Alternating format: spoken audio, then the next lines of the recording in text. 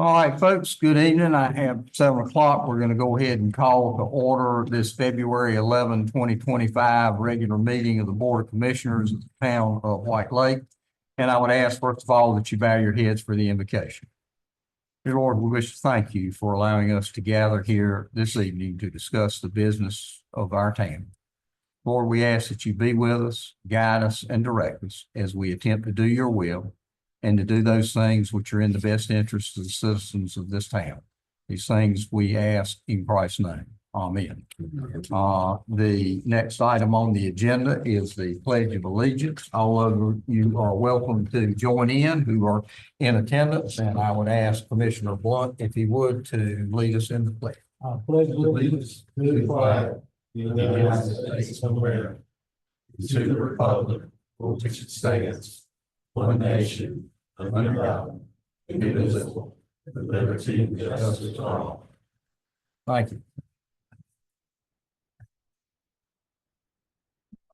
All right, the first item on our agenda is the approval of the consent agenda items.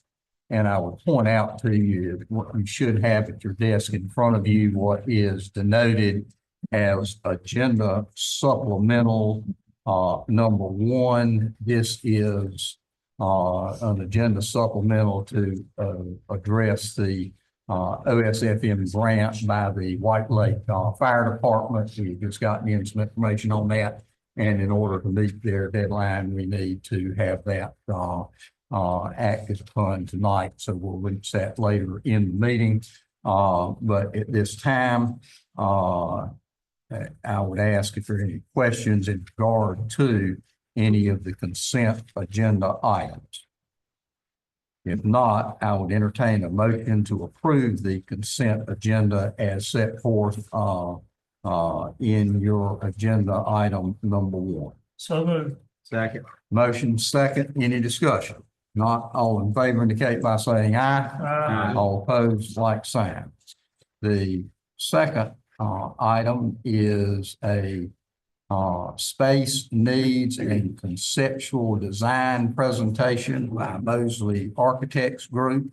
This is not for any action tonight, but rather is a presentation on some of our conceptual design for looking at an addition to the White Lake Fire Department and a building to house the White Lake Police Department. I think Josh Bennett is here with Mosley Architects Group. And Josh, we're glad to have you with us tonight. And I'll turn it over to you at this time for your presentation. Thank you, Mr. Mayor. Appreciate it. Commissioners, Mr. Administrator, thank you all for having me this evening. I appreciate the opportunity to present to you the findings of the study that we conducted several months ago now. I believe it was over last summer. I came to town and visited and interviewed some folks and tried to uncover what the needs for the town of White Lake's Fire Department and Police Department may be. So if we can go to the next slide here. Our goals for this project were to identify the space needs for the police department for the next 20 years, as well as the fire department, and look at conceptual options for how to expand and or replace those buildings. So we conducted a kickoff meeting with the staff to discuss the goals of the project.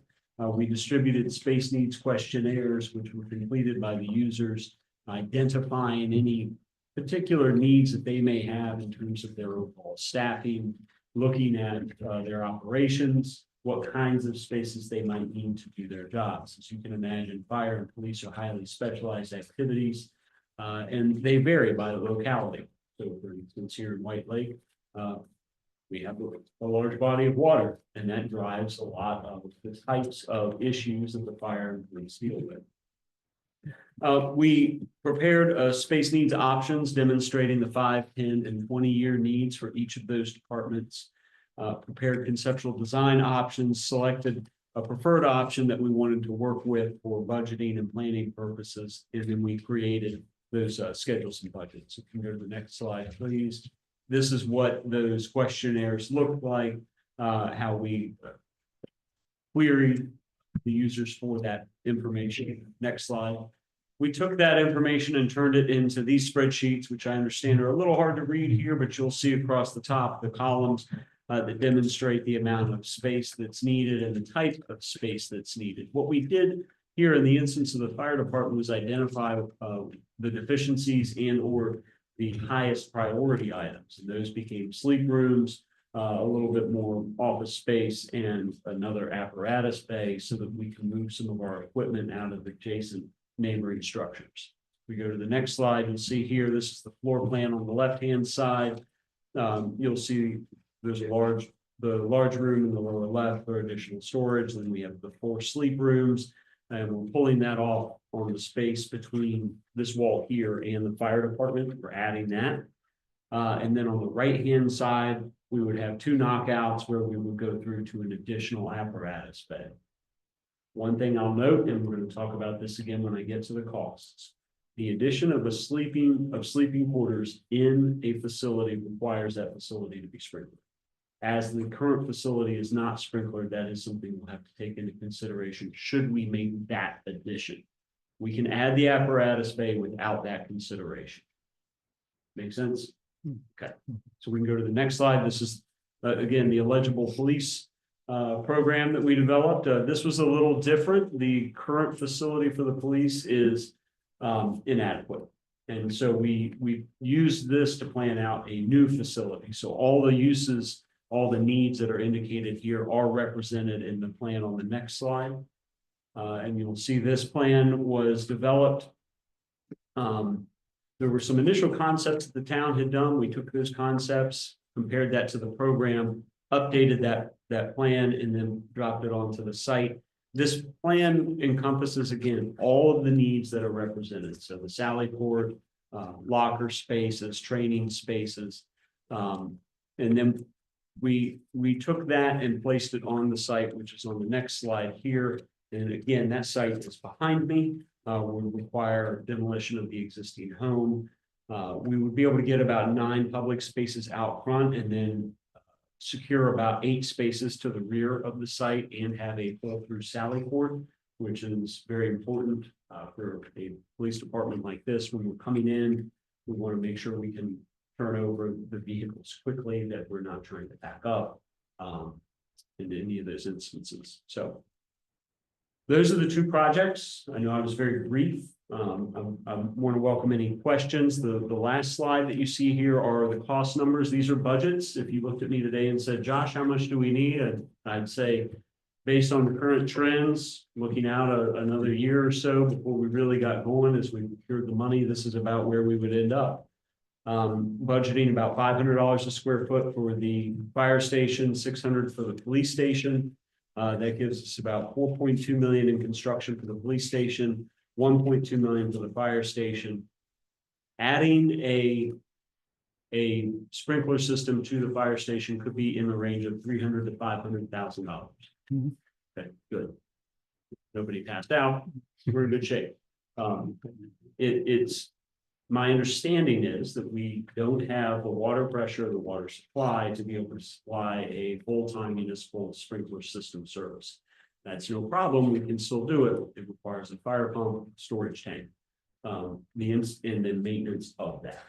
So if we find out that we have sufficient municipal pressure and supply to be able to provide that, no problem, we can do it. With a residential use in the building, it does have to sprinkler the entire building. Question I get a lot is, well, can we just sprinkler the sleep rooms? We can't do that. We have to sprinkler the whole building. So the total budget amount, I included a 35% soft cost allowance there. You'll see that is a generous amount to cover everything from furniture, testing, design, contingency, appliances, permits, moving expenses, you name it. Most projects on average, I do come in somewhere around 22 to 27%. But I don't like to, at this stage, cut it too tight. I'd rather we budget for that amount and see if we can get it, and then move forward from there. Of course, the question Mr. Martin posed to me when I got here was, well, how are we going to get it? So I'm sure that's high on everyone's mind as well. We've worked with some folks look at USDA funding, potential grants, and then of course talking to the state lawmakers to see if we can get allocations for public safety projects. So that was a whole lot very quickly. So in your experience, are there any other creative ways to go about the sleeping quarters with the fire department, for instance, like a breezeway or something that would change that sprinkler regulation where we wouldn't have to add the sprinklers? Do you have any prior knowledge on anything like that? Because this is a commercial use building, any commercial use residential sleeping quarters are going to require that sprinkler system. We have argued in the past that this is used by individuals who are comfortable with the space, that they are familiar with the space, that they are not transient to this location, so that if there were an emergency, they would know what to do. But that has been deemed not necessarily in the spirit of the code. We did do a fire station a while ago where we just did not have supply and could not physically get enough water on site. That's the only time I've seen a building official reduce the requirement. They did, in that instance, sprinkler the sleep rooms and the egress path out of the building, and that was all we did. So I think once you get into design, you can start to see what your limitations really are, but at this stage, I'm not aware of anything that would allow us to reduce it beyond what I'm showing. If you just did the bay, not the sleeping quarters, what kind of number would be on that?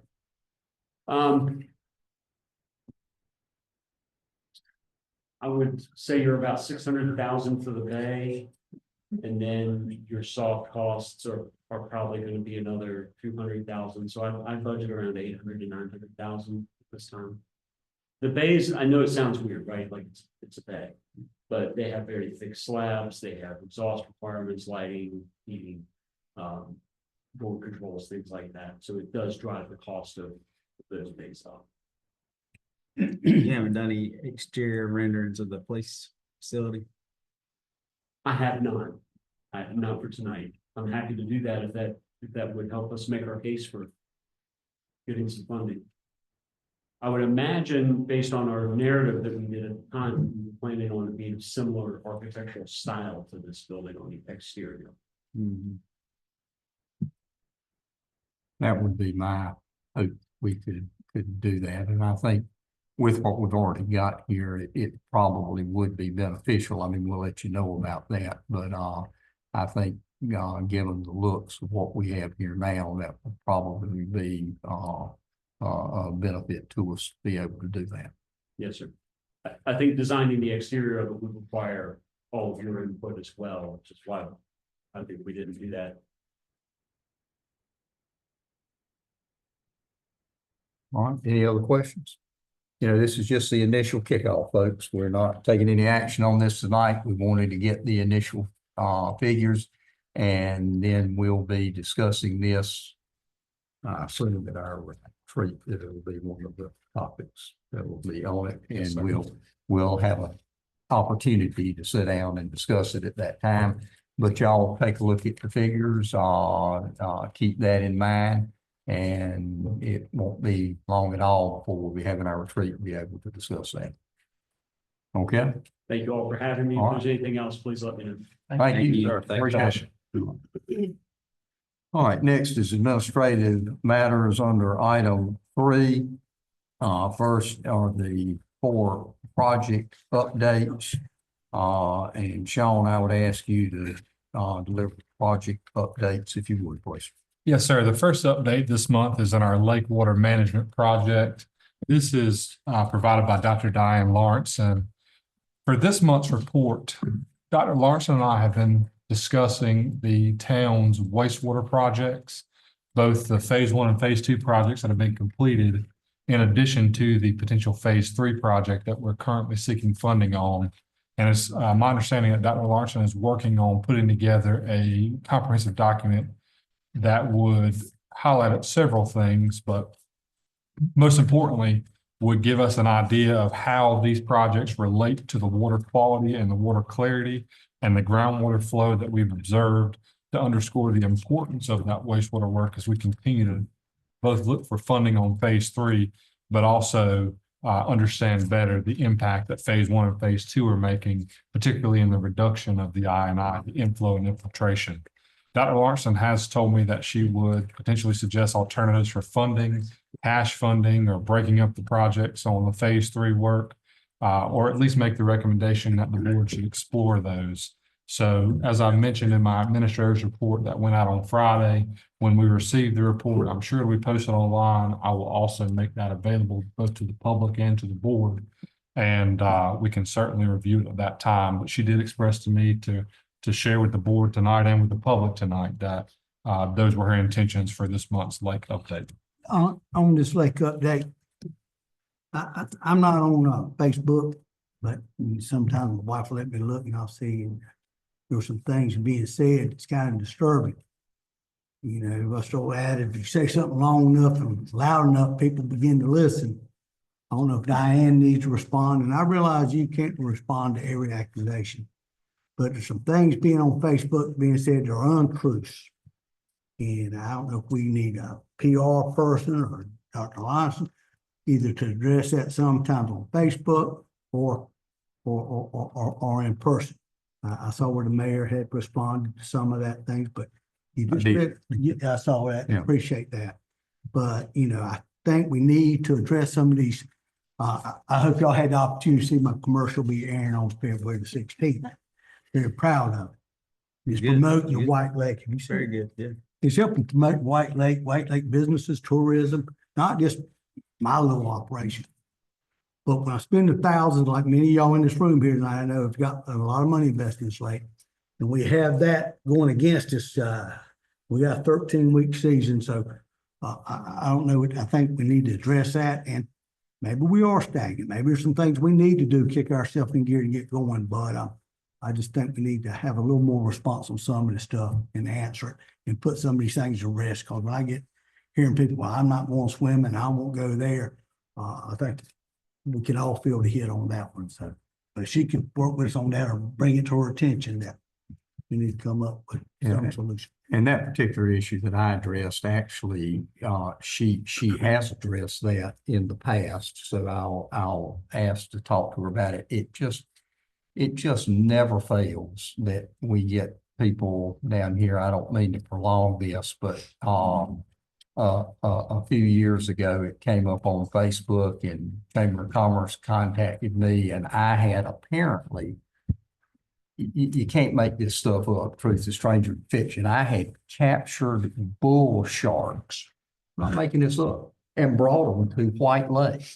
And people were incensed about it on Facebook. Why in the world would I do that to endanger people and all? You know, how the heck I could go somewhere, find a bull shark, much less capture it and bring it to White Lake, and it's a saltwater thing, so it's not gonna last very long in White Lake.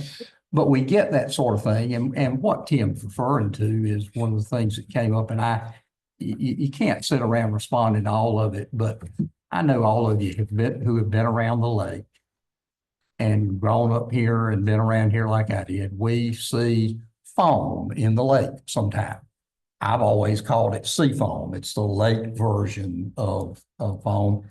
When and people will see that and make the illogical assumption that that foam is being produced by wash water inappropriately going into the lake.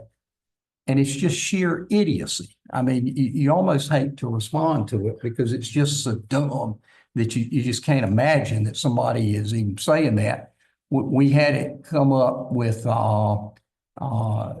back in 2013 or 14 that it was being circulated that Camp Clearwater had put in a laundromat and they were dumping all of their suds into the lake. And it was nothing but this lake foam that's produced by wave action and wind. And we get that from time to time. It's been here all my life. But you're right, Kim, people take that and they say things about it and you know, we try to respond when we can. When I saw that one, I just couldn't let it pass. So, you know, decided I'd do something with it, but we'll try to see what we can do with it. Cause I don't, you know, if somebody wants to tell the truth about something here is fine, but they need to be informed. I agree. And I want to thank, Sean, he did speak to some folks and of course Paul got the credit, but I want to thank Sean. You're welcome. You're welcome. He doesn't care. That's all. All right. Now, All right, for our second project update with our White Lake Water AIA project. The update this month is brief in that the project remains on track. This is our asset and inventory assessment project on our water system. Again, this is to identify areas that we can improve our water system and areas that would be suitable for potential capital projects in the future. At the conclusion of this project update, or excuse me, the project itself, the board will receive both an asset management plan as well as a capital improvement project. And those documents will be working documents as we move forward, but intended to be used as guidelines to help the board decide on where to allocate funds during the budgeting process and where we could best spend those dollars to make the most sense, so to speak, on improvements for our system. To give you some idea, we are expecting a risk analysis, capital improvement plan development workshop to take place in March and April. We are again expecting a draft asset management plan to be formulated in June of 2025. And then once the state approves that, there will be an asset management plan board presentation by the Withers Ravenel Engineering Group to give you all input and a chance to have a conversation with the engineering folks as to why they made the recommendations that they did. That concludes this month's project update on our water asset inventory assessment plan. and go ahead with 3 and 4, it's fine. Okay, for number 3, we've got a brief stormwater ordinance update. That's to say that the kickoff took place at the planning board meeting for our stormwater ordinance project. That meeting was on January 16th of 2025. In that meeting, it was laid out, the documents that you see in your agenda packet by a representative from Withers Ravenel to discuss the details of the project as well as the deliverables of the project. Those deliverables, a brief reminder to the board, would be both an eventual presentation to the board on a draft to ask for adoption, of course, working through the planning board. So the planning board will have the first input, and then they'll make a recommendation separate of the engineer to the board. And then once that ordinance is adopted by the board, they will also help us with implementation into our zoning code. So our zoning officer, as it stands now, Lee Kane, will be in charge of him and I together will work on implementing the stormwater ordinance eventually with the help of the engineering firm. In addition to that, you'll also see in your board packet a schedule outlined for you. And briefly, I call your attention to the first draft submittal that will take place with staff about this time in March next month. March 12th is the date they've proposed for that. And then a planning board meeting taking place in April to discuss that first draft. And then a second draft taking place in May of 2025. And an additional planning board meeting to ultimately make a recommendation to the board in May of 2025, within the subsequent board review taking place around June of 2025. If there are no questions, the next I have a update. question. Okay. So for task 4, the rollout of stormwater ordinance, I personally fought water from coming in my house twice last year. I mean, for hours, we were trying to reroute water. Is there a way that we can have like a public meeting where the public can come and see this plan and comment on it and ask questions of the engineers that are working on it? I think so. So I would definitely say that could be made available during a planning board meeting, but the plan itself, the draft, will be made public on our website prior to adoption by the Board of Commissioners. But when can the public ask questions about it and be answered by Withers Ravenel? I can follow up with Withers Ravenel, but I would say either planning board presentation would be great opportunities for the public to ask questions. Okay, at least the planning board, and then, no, I think the questions need to be directed to the person who's made the plan. sure, I can definitely look into that. I can't promise you that opportunity, but whether it's a liaison with the staff that is making those questions and answers to the engineer itself, or whether or not the engineer is having a public input session, that remains to be seen. But the public input can be gathered at either planning board meeting. And again, the plan, at least the draft plan, will be made public before the board of commissioner meeting if that's voted on. Okay, and with this long list of exclusions, have we talked about a contract for any of these that are probable? We have not. I think most of those exclusions are standard, but we've not discussed any contract highlighting those exclusions specifically.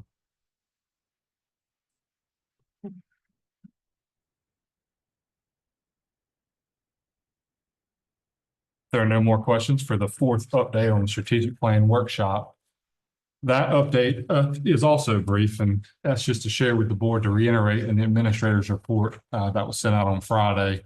There was a list of projects provided to the board, and Mr. Richardson with the Lumber Council of Government has asked that the board review those projects and rank them so that when we come back together for our strategic plan workshop, we can facilitate discussion on that ranking. And again, the second part of the update that was shared in the administrator's report was the date of March 4th. That's the Tuesday before our next board meeting.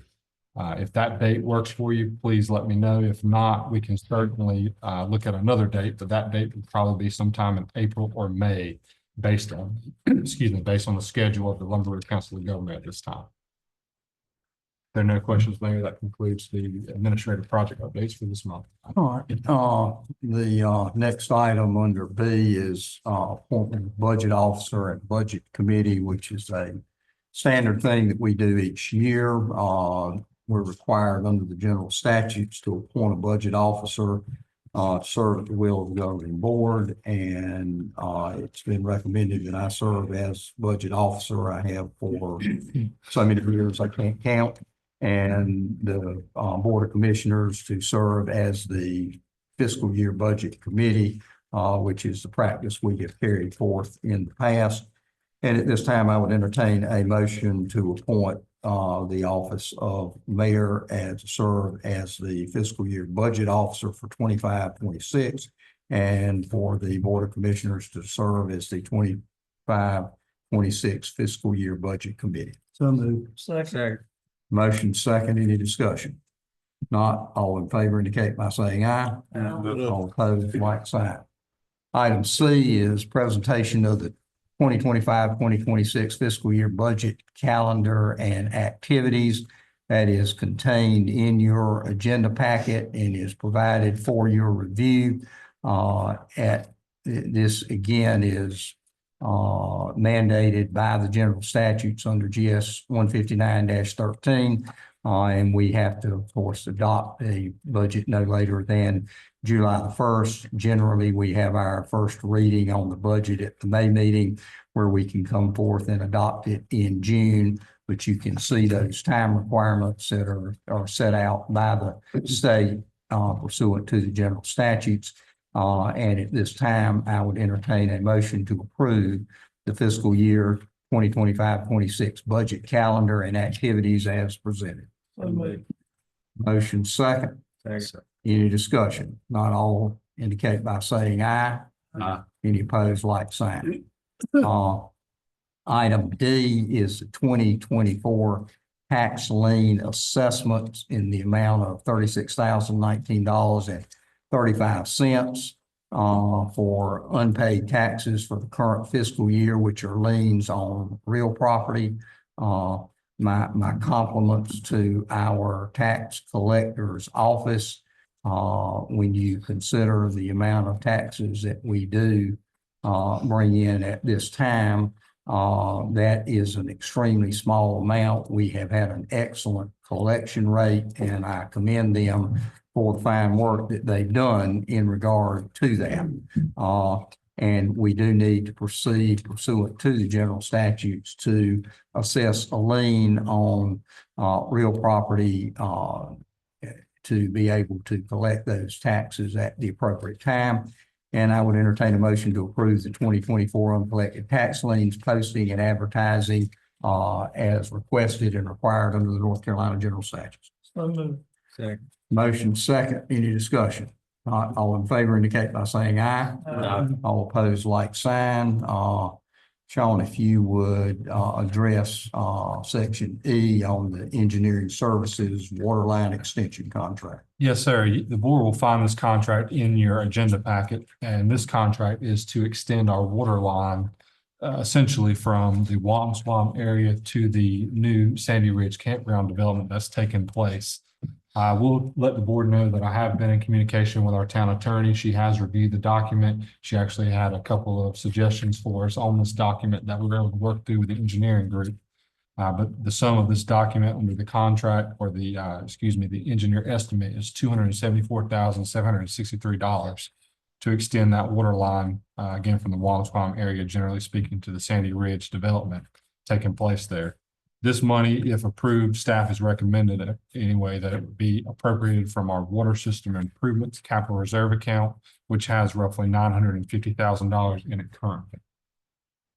If there are no questions, again, staff would ask that the board consider approving the contract with engineering services as presented. At this time, I would entertain a motion to approve the contract with engineering services as presented. So moved. Motion second, any discussion? Yeah, the water line, is this all gonna be adequate? No, we were gonna do it inadequately. That's what the engineer's there for, and I think, he says it's out. They can go under the rivers and through the woods to grandmama's house, we can go with it. There you go. No, I think in all seriousness, it's designed to take care of what they're needing now and some future expansion, if that becomes And necessary. it's gonna be, a cost on us is approximately how much again? $250,000, was that? 274. 274. When we gonna get our money back out of that investment? Well, at $100 and some $1,000 a year, it won't take us long. Okay, then you got my. Well, I mean, that's what it's, that's what we're anticipating on it with what the expansion is gonna be. So I would say, 3 years payback on it, and then it's paid for, and then we bring in the funds from the water revenue, which, sounds like a good deal for us. So I'm hoping that'll be a good deal for the town and help, again, spread the cost on our water and wastewater system. Okay. All right, the next item under number 5. I'm sorry, my bad. We need to entertain a motion to approve the budget ordinance number 2025-18. So moved. Second. Motion second, any discussion? Not all in favor indicate by saying aye. Aye. All opposed, like sign. Item number 5 is other business. Do any of the commissioners have any brief matters that do not appear on the agenda? If not, we have the departmental briefings and reports that are contained as always in item A. In item B, I wanted to point out, and we have Chief Dale Brennan present with us tonight and Kevin Taylor. There were several of us from the town that were able to attend the February 1st Night of Gratitude Gala by the Elizabethtown White Lake Chamber of Commerce. And Dale and Kevin were presented with the Caring Person Award for their commitment to the community and their continuous efforts assisting Hurricane Helene, the Western North Carolina victims. They have been there several times. They have, Dale, you and Kevin just recently went again. You made your last trip that you and I were discussing. Okay.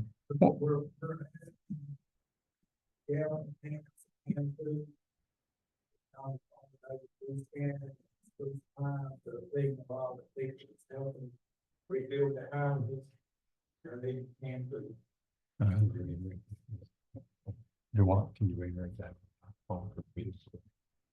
I'm sorry, I can't hear. Can you read that in the microphone for the meeting recording?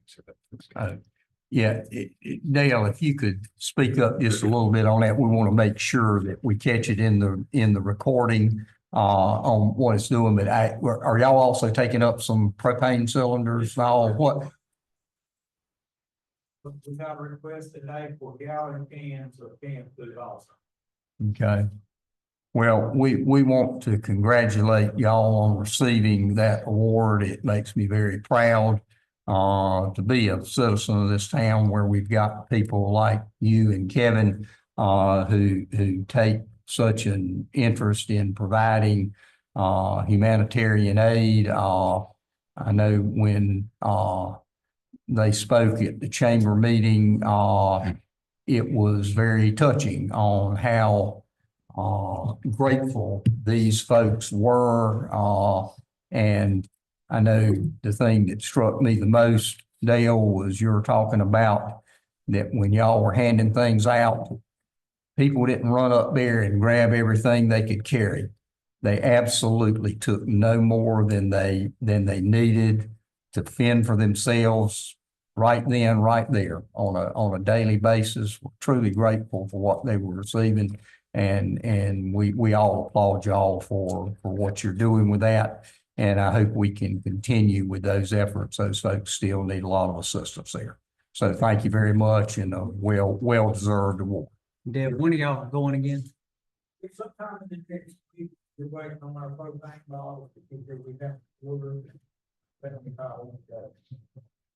probably sometime this week. If you can give us 2 days notice, so we'll make sure we help. Thank y'all. We've got a lot of support. Cameron and the different churches in the county, they have really helped us. That's steady you. You know, these propane bottles that he's talking about, and they give 6 or 8 hours of use. And give that to somebody it's really cold weather up there, and they can heat an area in their house for a night. Just like, I mean, these folks are in desperate need up there, and we need to keep up all the support that we can on that. Again, thank y'all very much for that. Okay, item C is we're doing an employee retirement recognition for Pat Taylor that will be held prior to the Board of Commissioners meeting on March 11th at 6 p.m. And I hope all of you can be here at that time to recognize her for her prior service to the town of White Lake. Item D, just wanted to pass along that at our Christmas luncheon on December 20th, we presented Tom Rigsby with his retirement recognition for the past 17 years in the Public Works Department for the town of White Lake. And again, you know, we've got a lot of employees that have been with us a long time, and it makes a big difference in the things that we can do for the citizens of this town.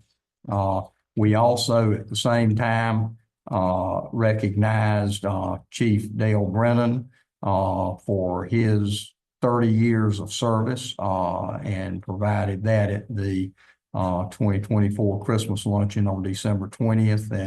And again, Dale, congratulations to you on that. In further keeping with Dale Brennan night, in item F, we got some really good ratings through our fire department and inspections at through the OSFM. And when we get good ratings, then we help lower folks, homeowners' insurance rates in the fire district. We received a municipal 4 rating, which is excellent. I mean, top of the ladder for folks, for communities our size, and a rural 4.9E rating. And this does help with insurance rates. Our fire department is doing a great job, and you know, while so many volunteer fire departments struggle to maintain folks, Dale, you got how many now?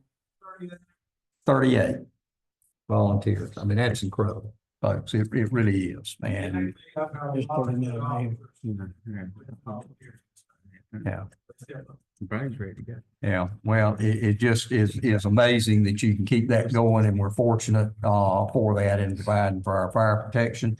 And that's one of the reasons we had a presentation earlier tonight, and we have so many people that help out. We do want to provide facilities where we can have those folks if they need to stay on premises. And when we have an emergency, that often comes up, and we need to be able to do that.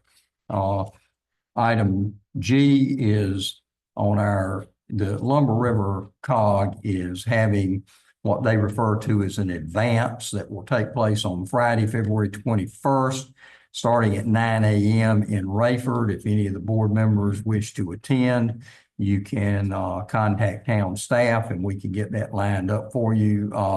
There is an agenda provided for the upcoming advance that's contained in the agenda packet. And again, if any of you would like to attend after reviewing that, you are welcome to do so. We just need to note that you will be attending and appropriately advise the Lumber River COG. Also, just as an informational matter, the White Lake Postal Service closure will be on Washington's birthday, which is Monday, February 17th. We'll reopen as usual on February 18th and resume a normal schedule. And so, and the municipal complex will be operating on a normal schedule on February the 17th. I think post offices and banks close on Washington's birthday. We don't get to.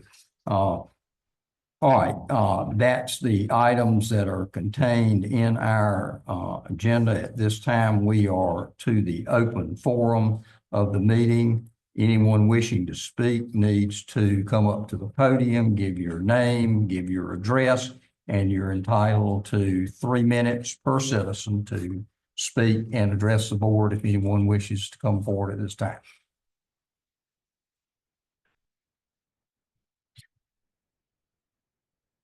Leighton Betzel, 28 Betzel Road. 2 points. The ordinance for the stormwater, it'd be nice if before we have the planning meeting with public involvement, that draft can go out so the public can review it, maybe hone questions before the meeting with the consultant. That'd be helpful. My other issue is not an issue, is additional information regarding the quantity of the water in the lake. It's, in my opinion, we need a lake balance formula. Back in the 70s and 80s when we were kids, when the lake was full. Determine the percentages of groundwater, rains, groundwater seepage, whatever you want to say, and calculate at a healthy elevation of the lake. I think it was 42 feet from the study that was done, and then use that same formula today and calculate where the volume of the water is not keeping up to what it did back in the day, so that maybe we can address that water shortfall from somewhere. That way we can have water quantity as well as water quality. Thank you very much. Okay, thank you. And it wasn't me that sent you the sharp Facebook. It wasn't me. I'm not on Facebook. I didn't see your name on it. Thank you very much. All right, thank you. Okay, anyone else?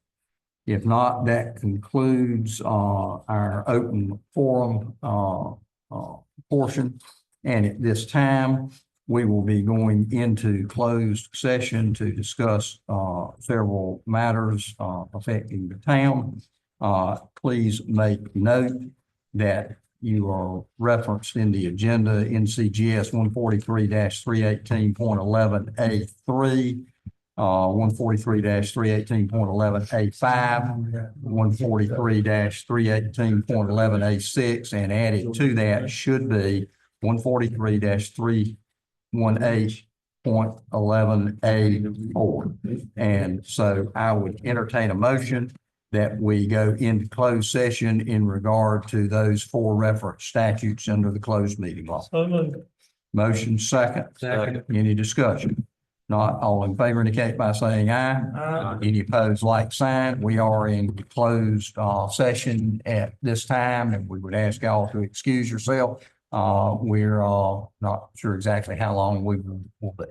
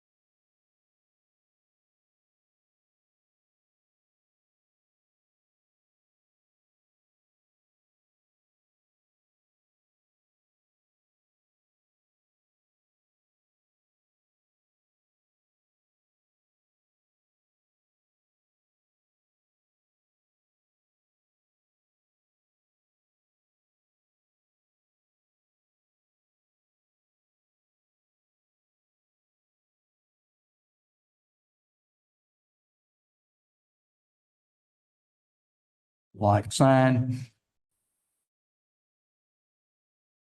We have two matters to consider. One was not something that was discussed in closed session, and that deals with what we added as agenda supplemental number one, the OSFM grant application.